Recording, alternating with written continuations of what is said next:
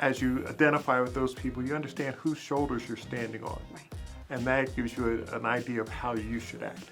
The stories help you then find someone. If you get to a place and you find out what they were doing, you can often find them. I'm Asia Grace for HipNewJersey.com. Maya Angelou once said, you can't really know where you're going until you know where you have been.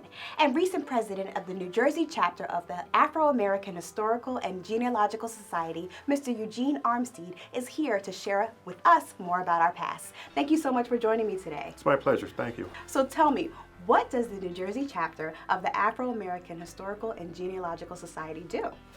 Well, our primary objective is to help people find out what their roots are and to earmark some of those crucial points in history that are often overlooked. Our feeling is, again, that if you don't know where you came from, you have no idea where you're going. Absolutely. So tell me, how did you get into genealogy?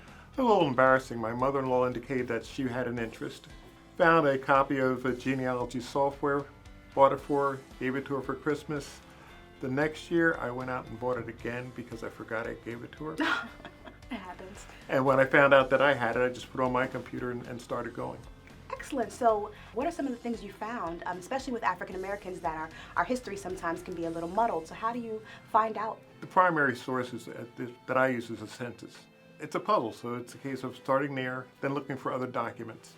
Birth certificates, wills, they all give you clues as to who's there and what was going on. So what's one of the most interesting things you found? Give me a little example of something really cool that you've discovered. When my wife's great-grandfather went to Ellis Island to pick up his bride, or his intended bride, that he was arrested. Oh.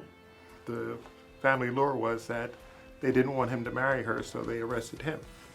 Going through Ellis Island database, I found the manifest, found a picture of the ship, then I found an article, and it was a case that they detained her for 9 days. And when I found Maggie, that's when the hook was sunk, and I've been at it ever since. So what year was that? Like, how far have you gone back? That was 1898. Wow. And that's been it so far. If you look at the slave papers, what they will tell you is that there was one person, they were black, their age was such and such, but there's no way to attach a name to it. And it's hard, like you said, there's very little information out there. But tell me, why do you think it's so important for people of color to be able to trace their roots and find out more about where they came from? As you identify with those people, you understand whose shoulders you're standing on. Right. And that gives you an idea of how you should act. The stories help you then find someone. If you get to a place and you find out what they were doing, you can often find them. How do you all keep the history and the genealogy alive? Well, we meet monthly. Okay.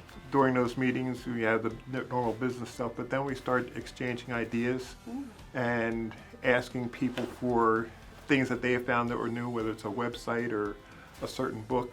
If someone has an issue, they can bring it up and we try to solve it for them. We have members that go out and speak at libraries and churches. Again, trying to help people and encourage people to find out who the roots are. Absolutely. And what's the most rewarding part for you? Watch the reactions of people when they've gotten a new piece of information. So it's all about learning and just developing as a community and even individually, just finding out more about who we all are as a people. Yes. Absolutely. And sometimes you find out things that are disturbing. Of course. But that's life. Such is life, absolutely. Well, thank you so much for sharing with us. Where can people find out more about the New Jersey chapter of the Afro-American Historical and Genealogical Society? We have a website. It's AAHGSNJ. But if you put AAHGS New Jersey, and you'll find us all over the place. Wonderful. Well, thank you so much for coming in and sharing so much with us today. My pleasure. Thank you. For more, check out HipNewJersey.com. For more on this segment, log on to HipNewJersey.com.